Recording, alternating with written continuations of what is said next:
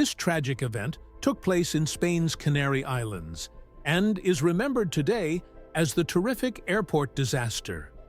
The question is, how could things reach this point? Was it a failure of air traffic control, a pilot's mistake, or a tiny error that triggered the deadliest accident in aviation history? Welcome to 10 Minutes Explained. Let's begin this story. One day earlier, March 26, 1977, Pan Am Flight 1736, a Boeing 747 jumbo jet, departed from Los Angeles. It was scheduled to pick up additional passengers in New York before flying across the Atlantic to its final destination, Las Palmas, in the Canary Islands. This was a charter flight, completely booked with mostly elderly passengers, many planning to board a cruise ship. Las Palmas, the capital of the Canary Islands, sits about 100 kilometers off the coast of Morocco. Known for its tropical climate, it was, and still is, a popular tourist destination. But in 1977, the region was experiencing political tension. A separatist group called MPAIAC was campaigning for independence, often resorting to violence. On that same day, KLM Flight 4805, another Boeing 747, departed Amsterdam, also bound for Las Palmas. In its cockpit were Captain Jacob Veldhuizen van Zanten, First Officer Klaas Meurs, and Flight Engineer Willem Schroeder.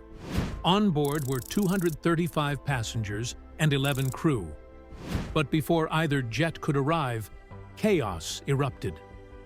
At Las Palmas Airport, terrorists left a bomb inside a flower shop. Minutes later, a warning call came in claiming responsibility. Authorities evacuated the airport, and at exactly 1 p.m., the bomb exploded, damaging the terminal. All flights were suspended or diverted, including the Pan Am and KLM 747s, both of which were redirected to the smaller Tenerife North Airport, about 110 kilometers away. Tenerife's airport was never meant to handle this traffic. It had only one runway, one taxiway, and limited space. And as more diverted flights landed, the airport became overcrowded. To make matters worse, fog began rolling in from the nearby mountains, sometimes reducing visibility to as little as 300 meters. While waiting, KLM's captain decided to refuel fully at Tenerife, which blocked the taxiway. This prevented Pan Am's aircraft from leaving until refueling was finished. Eventually, both planes were instructed to taxi on the runway itself. KLM was told to taxi all the way to the far end, turn around, and prepare for takeoff. Pan Am was told to follow behind, but exit the runway at taxiway C3. Here's where confusion began. In the thick fog, Pan Am's crew missed the C3 exit. At the same time, KLM's captain mistakenly believed he had received takeoff clearance.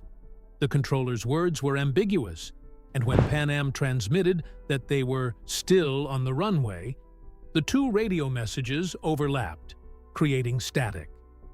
KLM's cockpit never heard the crucial instruction to stand by for takeoff. Despite his flight engineer's warning, the captain pushed the throttles forward.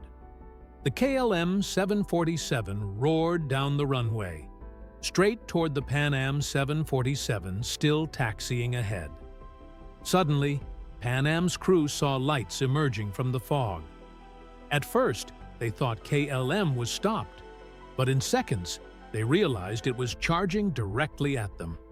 They desperately tried to turn off the runway, but it was too late. The KLM aircraft lifted slightly, but its engines and landing gear ripped through Pan Am's fuselage, tearing off the top of the first-class cabin. A massive fireball erupted as KLM, heavy with fuel, crashed back onto the runway. All 248 people on board KLM perished instantly. On Pan Am, fire spread rapidly, but miraculously, 61 passengers managed to escape through holes in the fuselage before flames engulfed the jet. In total, 583 lives were lost, making this the deadliest accident in aviation history. Investigators later determined a chain of events led to this disaster. The terrorist bombing at Las Palmas, the diversion to Tenerife, refueling delays, poor runway signage, rapidly worsening fog, and most importantly, miscommunication between the KLM crew and air traffic control. But ultimately, responsibility fell on the KLM captain, who initiated takeoff without proper clearance. The Tenerife disaster shocked the aviation industry. As a result, critical reforms were introduced: standardized phraseology and radio communication, mandatory ground radar at major airports, clearer runway markings, and stricter crew resource management training. Today, Tenerife has two airports: the original North Airport, where the crash occurred, and a newer South Airport, built at a lower elevation with fewer weather problems. This tragic event forever changed aviation safety, ensuring that mistakes of this scale would never happen again. Thank you for watching 10 Minutes Explained.